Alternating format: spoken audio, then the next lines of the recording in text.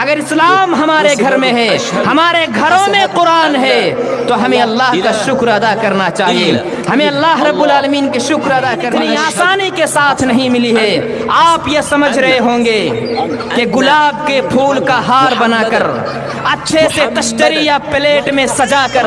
یہ دین دے دیا گیا، یہ دین سونپ دیا گیا، اتنی آسانی کے ساتھ یہ دین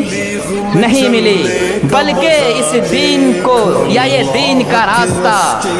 بہت ہی دشوار گزار وادیوں سے طے کر کے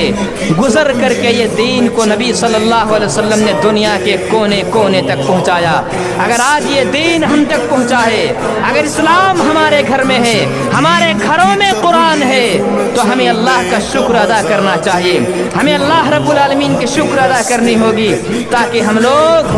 اس دین کی قدر کریں، تو اللہ رب العالمین ہماری قدر کرے گا۔ ہم لوگ اس دین کی مدد کریں تاکہ اللہ ہماری مدد کرے گا۔ قرآن کا فیصلہ ہے ان تنصروا اللہ ینصرکم ویثبت اقدامکم۔